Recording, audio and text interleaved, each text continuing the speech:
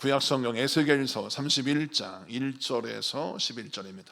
구약성경 1197페이지 에스겔서 31장 1절에서 11절 말씀 우리 교독하겠습니다. 에스겔서 31장 1절에서 11절 다 찾으신 줄 알고 제가 먼저 봉독합니다. 11째 해 셋째 달 초하루에 여호와의 말씀이 내게 임하여 이르시되 인자야, 너는 애굽의 바로 왕과 그 무리에게 이르기를 내 큰 위엄을 누구에게 비하랴. 볼지어다 아수르 사람은 가지가 아름답고 그늘은 숲의 그늘 같으며 키가 크고 꼭대기가 구름에 닿은 레바논 백향목이었느니라. 물들이 그것을 기르며 깊은 물이 그것을 자라게 하며 강들이 그 심어진 곳을 둘러 흐르며 두개 물이 들의 모든 나무에까지 미치매 그 나무가 물이 많으므로 키가 들의 모든 나무보다 크며 굵은 가지가 번성하며 가는 가지가 길게 뻗어 나갔고 공중의 모든 새가 그 큰 가지에 깃들이며 들의 모든 짐승이 그 가는 가지 밑에 새끼를 낳으며 모든 큰 나라가 그 그늘 아래에 거주하였느니라. 그 뿌리가 큰 물가에 있으므로 그 나무가 크고 가지가 길어 모양이 아름다우매 하나님의 동산의 백향목이 능히 그를 가리지 못하며 잣나무가 그 굵은 가지만 못하며 단풍나무가 그 가는 가지만 못하며 하나님의 동산의 어떤 나무도 그 아름다운 모양과 같지 못하였도다. 내가 그 가지를 많게 하여 모양이 아름답게 하였더니 하나님의 동산 에덴에 있는 모든 나무가 다 시기하였느니라. 그러므로 주 여호와께서 이같이 말씀하셨느니라.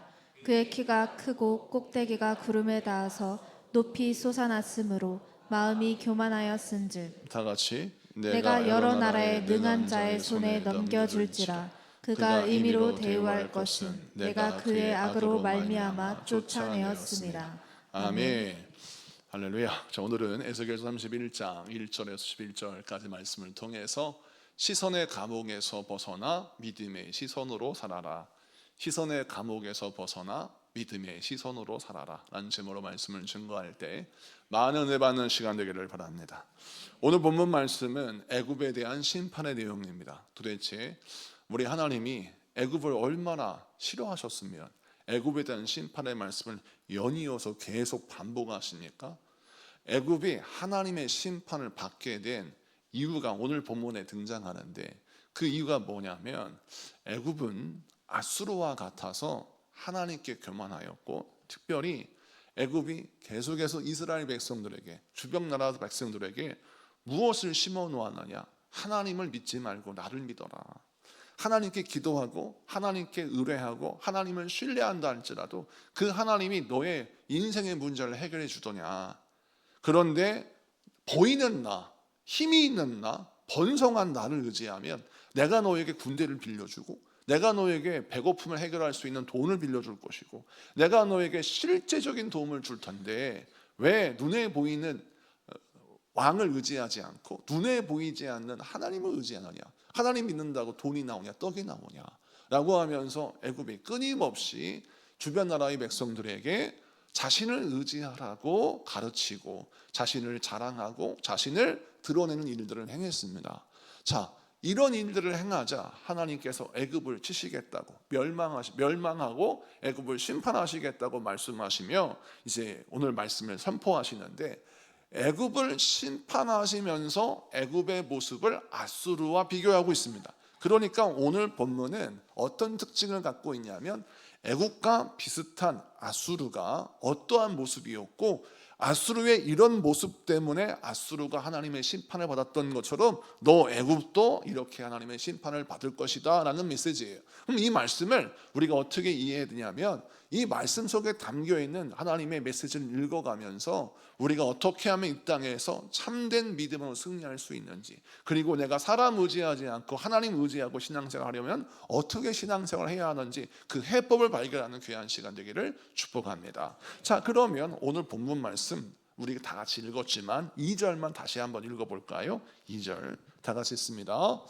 2절 말씀 시작. 인자야, 너는 애굽의 바로 왕과 그 무리에게 이르기를 내 큰 위엄을 누구에게 비하랴. 아멘. 여기에서 인자야라고 하는 것은 우리 하나님의 에스겔을 향하여 말씀합니다. 에스겔아, 너는 지금 애굽의 바로 왕과 그 백성들에게 말해라. 내 큰 위엄을 누구에게 비하랴. 여기에서 내 큰 위엄이라겠죠. 위엄. 이 위엄은 무엇 뜻이냐면, 그러니까 영화로움, 영광스러움, 뭐 이런 의미를 갖고 있어요. 그런데 가만히 내용을 보니까 하나님이 이집트의 왕과 이집트의 백성들을 칭찬하시는 것처럼 보여지는 거예요. 너는 애굽의 바로 왕과 그 무리에게 이렇게 말해라. 네 큰 영광, 네 큰 영화로움, 네 큰 그 위엄을 누구에게 비할 수 있겠느냐라고 칭찬하시는 듯 보이지만, 이 말씀은 반어법이에요. 우리 하나님이 그 애굽의 바로와 그 백성들의 이 거짓된 자신감, 잘못된 교만, 이것들을 꼬집어서 말씀하시고자 이런 표현을 쓰는 거예요. 왜냐하면 여기서 위엄이라고 쓰여져 있잖아요. 이 위엄이란 말이 히브리어로 꼬델이라고 쓰여져 있는데, 이 꼬델이라고 하는 히브리어 위엄은 어떤 뜻이냐? 여러분, 어디에 사용되느냐? 사람에게 사용되는 단어가 아니라 하나님께 사용하는 단어예요. 그러니까 하나님의 영광, 하나님의 영화로움, 하나님의 아름다움과 위엄, 이렇게 하나님을 찬양할 때, 하나님을 높여드릴 때 사용하는 단어가 이 꼬델이라는 히브리어입니다. 그런데 이 단어가 지금 누구를 위해서 쓰이고 있어요? 바로의 왕을 위해서, 또 이집트의 왕, 그리고 이집트의 백성들을 위해서 이 단어가 쓰여지고 있다는 사실이에요.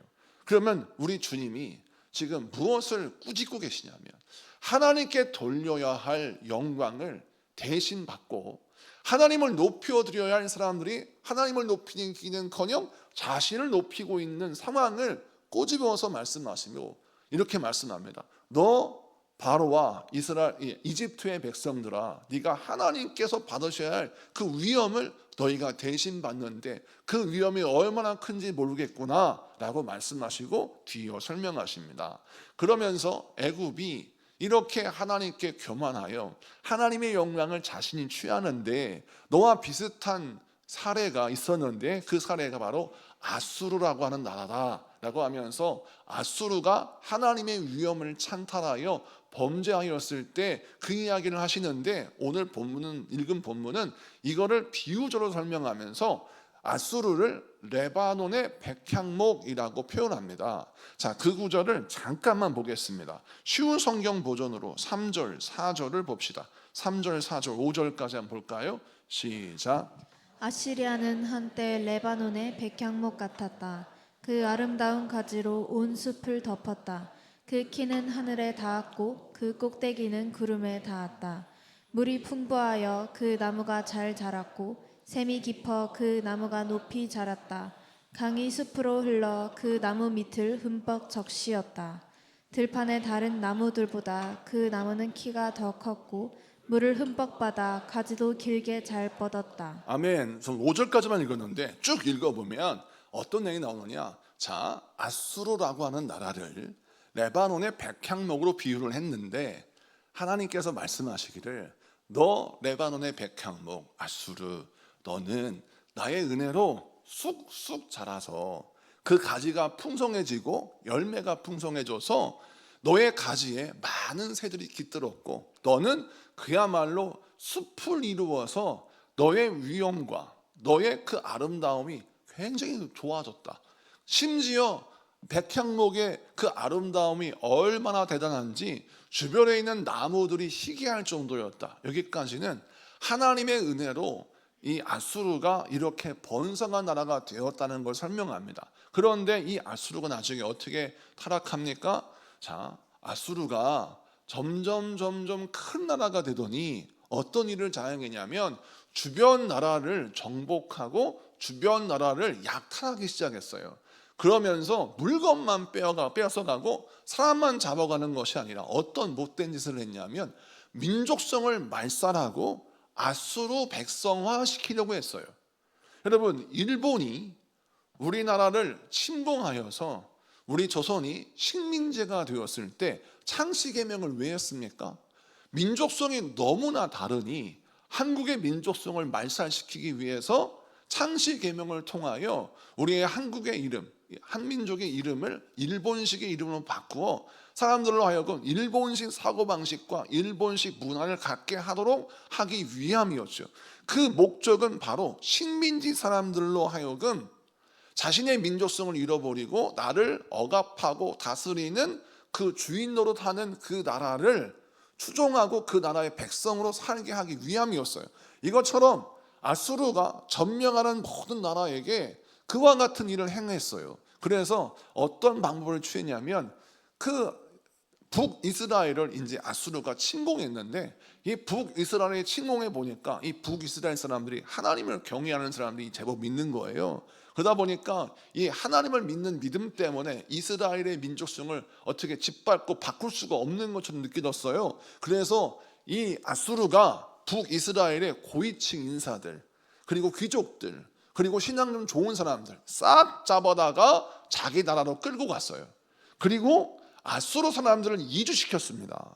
그러다 보니까 자연스럽게 어떤 일이 벌어졌냐면 신앙 좋은 사람들이 저 아수르 땅에 끌려가서 니느웨 땅에 끌려가서 이주 생활을 하면서 자연스럽게 신앙이 타락하게 되고 변질되게 되고, 또 남아있는 사람들은 아수르 사람들이 이주하면서 그들이 가르친 우상 숭배, 미신 이런 것들에 휩싸여서 결국 사마리아 땅은 혼혈인이 많아지게 되어서 순수 이스라엘 사람들이 아니라 이방 사람들과 다름이 없는 그런 사람이 되었어요. 생각도 이방인처럼 생각하고 마음도 이방인처럼 마음을 먹고 종교 생활도 이방인의 종교 생활을 해서 믿음 좋은 신실한 유대인들이 가만히 봤을 때에는 북이스라엘 사람들은 이미 아수르 사람처럼 변해버렸어요.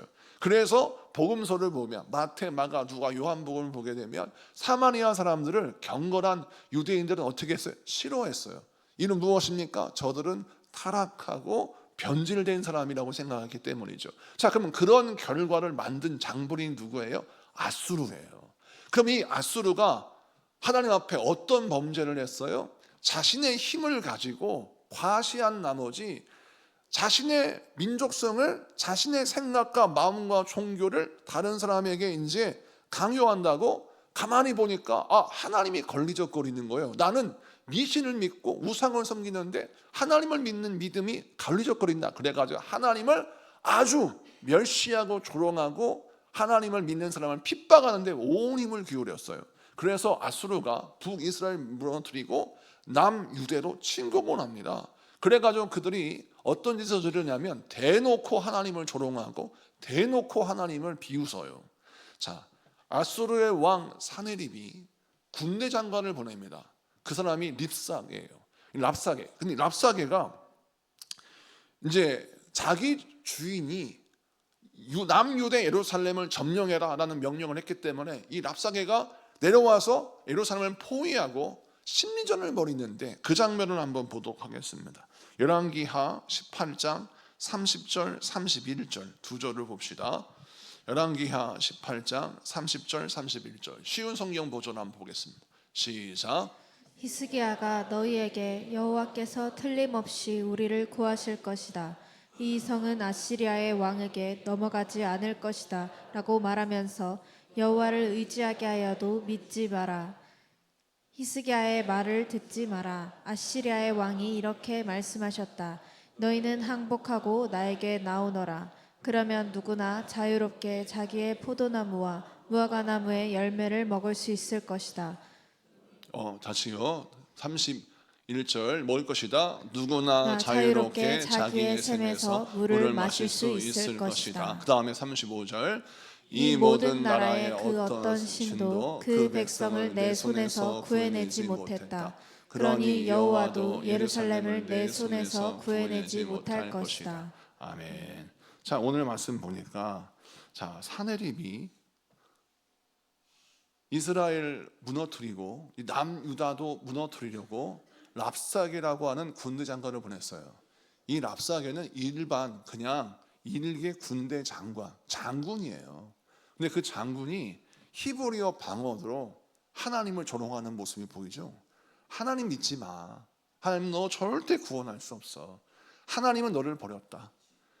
믿으려면 나를 믿어라. 나를 믿으면 너희에게 포도 열매를 주겠고 곡식을 주겠고 물을 주겠고 자유를 주겠고 힘을 주겠다. 그러니까 하나님 믿지 말고 나를 믿어라. 나에게 와라. 나를 영접해라. 그럼 너희들은 산다. 하나님은 절대 너희를 구원할 수 없다 라고 말을 합니다. 자, 이 말을 쭉 들어보니까 여러분 어떤 생각이 들어요? 이 아수르가 하나님 앞에 교만함이 극에 달았구나. 자기의 힘에 취하자 이들은 어떤 감옥에 갇혔냐면 이 아수르는 자기 힘의 감옥에 갇혔어요. 자기 힘만 보이는 겁니다. 앞을 보아도 뒤를 보아도 옆을 보아도 자기의 강건함과 자기의 융숭함만 보이는 거예요. 가만히 보니까 세상에 내 힘이 제일 큰 것 같아요. 제일 센 것 같아요. 내가 가진 게 제일 많은 것 같아요. 하여튼 내가 제일 높은 것 같아요. 주변을 둘러보니 내가 가진 것만 보이는 겁니다. 그래서 그는 담대히 용기 있게 하나님을 조롱하면서 내가 하나님보다 더 세다, 내가 하나님보다 더 높다, 내가 하나님보다 더 많은 걸 가졌다 라고 말하는 거예요. 이것이 바로 자기 힘만 바라보는 자기의 시선에 갇힌 자들의 특징입니다. 반대로 여러분 아무것도 가지지 못했다라고 하는 열등감의 시선에 갇힌 사람이 있어요. 이 사람도 역시 자기의 시선에 감옥에 갇혀 있습니다. 그런데 이 사람은 내가 가진 것이 없다고 생각하는 거예요. 그래서 내가 가진 것이 없는데 나는 돈도 없고 건강도 없고 능력도 없고 은사도 없고 재능도 없고 내가 가진 것은 아무것도 없어 라고 하는 내가 가지지 못한 것만 바라보면서 낙심해 버리는 거죠. 자, 교만한 사람이나 열등감이 있는 사람이나 똑같이 어떤 동일한 감옥에 갇혀 있어요? 나의 시선의 감옥에 갇혀 있어요. 내가 가진 것만 바라봅니다. 그래서 내가 가진 것만 바라보니까 교만해지거나 열등해지거나 또 하나님 앞에 범죄하거나 또 스스로 자멸의 길로 불신의 길로 걸어거나 둘 중에 하나인 거예요. 그래서 우리 하나님이 오늘 이 말씀을 통해서 이 랍상의 모습을 통하여 우리 하나님이 뭘 보여주시느냐, 우리를 가둬놓은 시선의 감옥을 우리가 탈출해야 합니다. 내가 가진 것만 보는 눈에서 여러분 벗어나야 돼요.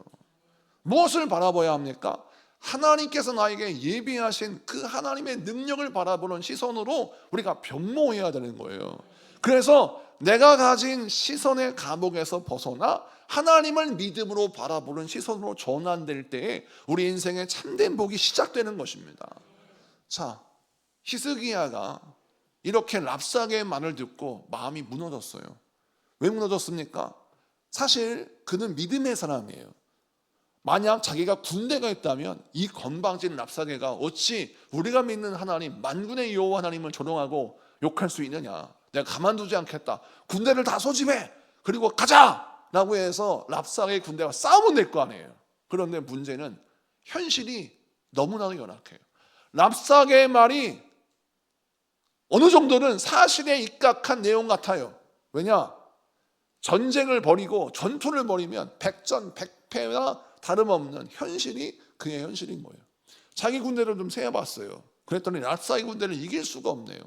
자기가 가진 무기를 살펴봤어요. 랍사게가 가지고 있는 무기를 당해낼 수가 없는 겁니다. 계란으로 바위치기 같은 거예요. 그래서 히스기야는 절망할 수밖에 없었습니다. 자, 히스기야는 자기가 가진 것을 계수해 보니까, 자기가 가진 것을 한번 생각해 보니까 가진 것이 아무것도 없음을 깨닫게 되었어요. 그런데 그는 거기에 갇히지 않았어요. 그는 현실 연약함에 갇히지 않았어요. 어떻게 합니까? 랍사게의 협박 편지, 그 사네립 왕의 협박 편지를 딱 들고 여호와의 성전 앞에 가요. 그리고 기도합니다. 성경 말씀을 좀 보겠습니다. 열왕기하 19장 6절에서 10절 보겠습니다. 열왕기하 19장 6절에서 7절 말씀 같이 보겠습니다. 다 같이 했습니다. 시작. 이사야가 그들에게 이르되 너희는 너희 주에게 이렇게 말하라. 여호와의 말씀이 너는 아수르 왕의 신복에게 들은 바 나를 모욕하는 말 대신 무저하지 말라. 내가 한 영을 그의 속에 두어 그로 소문을 듣고 그의 본국으로 돌아가게 하고 또 그의 본국에서 그에게 칼에 죽게 하리라 하셨느니라 하더라. 아멘. 히스기야가 그 랍사게의 협박 편지, 사네립 왕의 협박 편지를 딱 들고 성전에서 간절히 기도하면서 하나님, 저는 능력이 없어요. 힘이 없어요. 하나님 도와주세요. 제가 이 백성을 살려야 할 왕인데 이 백성을 살릴 능력이 저에게 없습니다. 애절하게 기도하는 거예요. 그럼 부모님도 그런 기도하지 않습니까? 아니, 내 자신도 그렇게 기도하잖아요. 내 가정을 살리고 내 자신을 살리고 내 인생을 좀 복되게 하고 싶은데 아무리 노력하고 아무리 애를 써도 내 인생을 구원해낼 능력이 나에게 없어요. 내 자녀를 살려놓을 수 있는 그 능력이 나에게 없어요. 내 인생을 뭔가 복되게 이끌어갈 수 있는 그런 힘이 나에게 없어요. 그걸 절망적인 것을 깨닫는 순간 우리는 어떻게 해야 돼요? 그 절망적인 현실을 끌어안고 기도해야 되는데 히스기야가 그렇게 기도하는 겁니다. 자기가 가진 것에 갇히지 않았어요. 자기의 처지에 갇히지 않았어요. 자기 현실에 갇히지 않았어요. 그리고 하나님께 기도합니다. 자, 그러자 하나님이 그에게 응답하시는데 누구를 통해서 응답하시느냐? 이사야를 통해서 응답하십니다. 여러분, 우리 하나님이 히스기야의 기도를 들으셨습니다. 그리고 이사야를 통해서 응답하세요. 여러분이 왜 예배를 나와야 합니까? 왜 말씀을 들어야 합니까? 우리 하나님이 여러분에게 주시는 메시지, 주시는 응답이 있는데 그 응답은 간혹은 때로는 우리 하나님의 주의 종이 선포하는 말씀을 통하여 여러분 인생 가운데 해답의 말씀을 주실 줄로 믿습니다. 해결의 말씀을 주실 줄로 믿습니다. 그러므로 여러분 예배를 사모해야 하는 거예요. 이사야가 하나님의 말씀을 대언하고 하나님의 말씀을 증거했어요. 그것이 무엇입니까? 하나님이 들으셨다는 거예요. 내가 들었다. 히스기야야, 랍사게의 말을 내가 들었다는 거예요.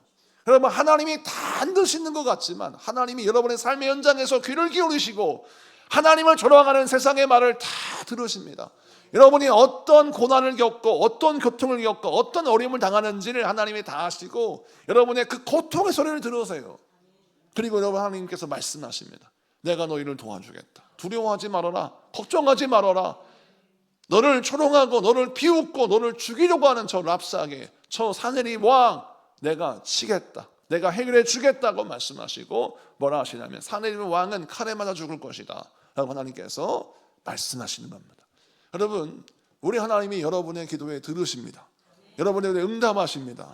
여러분, 그래서 우리가 신앙생활할 때 어떤 자세가 필요하냐면 나이가 가진 것이 초라하다고 느끼는 순간 그때가 바로 내가 하나님 앞에 나아갈 때예요. 나아가서 기도할 때입니다.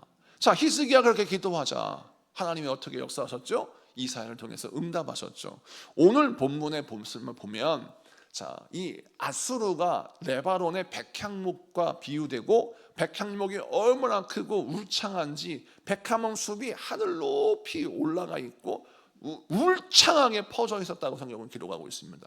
백향목의 그늘에 가려지면 백향목의 그 높은 숲에 갇혀버리면 여러분 하나님이 안 보이죠. 하나님이 안 보이는 현실 속에서 하나님을 바라보려고 하는데 그게 쉽지 않아요. 여러분, 내가 하나님을 바라봐야 산다는 걸 알아요. 하나님께 기도해야 한다는 건 알아요. 그런데 막상 하나님 바라보려고 하면 그게 잘 안 돼요. 하나님께 기도하려고 하는데 이게 잘 안 돼. 왜냐? 현실이 너무 버거우니까. 내 눈앞에 있는 현실의 벽이 너무 높아요. 그래서 하나님이 안 보이는 거예요.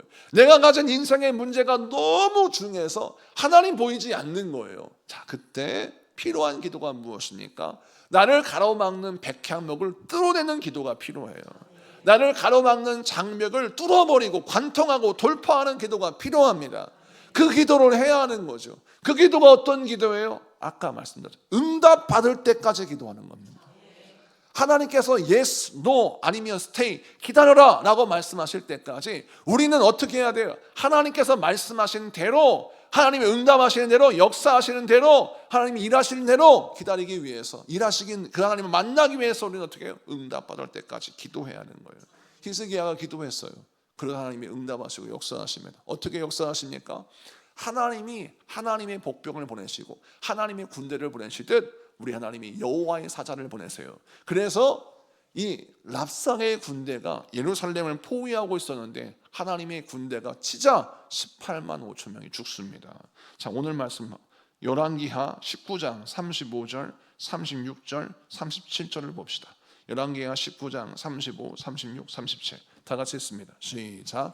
이 밤에 여호와의 사자가 나와서 아수르 진영에서 군사 18만 5천 명을 친지라. 아침에 일찍이 일어나 보니 다 송장이 되었더라. 아수르 왕 사네립이 떠나 돌아가서 니느웨에 거주하더니 그가 그의 신 나스록의 신전에서 경배할 때에 아드람멜렉과 사레셀이 그를 칼로 쳐 죽이고 아라랏 땅으로 그들이 도망하매 그 아들 엘사돈이 대신하여 왕이 되니라. 아멘. 자, 오늘 말씀 보니까 하나님이 여호와의 사자 하나님의 군대를 보내세요. 그래서 이 사네립 왕의 군대 18만 5천 명을 치셨습니다. 18만 5천 명이 얼마나 많은 숫자인 줄 아십니까? 유성구 전체 인구가 한 40만 된다고 합니다. 유성구 전체 인구의 반절이 죽은 거예요. 어마어마한 하나님의 심판입니다. 이 심판이 임하자 더 이상 사네립 왕은, 아수르 왕은 이 예루살렘을 침공할 수가 없는 거예요. 자기가 생존의 문제예요. 급히 도망을 갑니다. 도망을 갔는데 하나님이 말씀하신 대로 사네립 왕은 반란이 일어나 칼에 맞아 죽고 아수르는 멸망의 길로 치닫게 됩니다. 자, 이 말씀을 통해서 우리 하나님이 우리에게 보여주시는 메시지가 무엇입니까? 기도는 하나님께서 응답하실 때까지 기도하는 것이 기도다라고 했는데, 그 응답을 하실 때를 가만히 보세요. 나의 기도가 여호와 앞에 상달되고 하나님의 뜻을 알게 되는, 하나님과 연결되는 순간이 응답받을 때예요.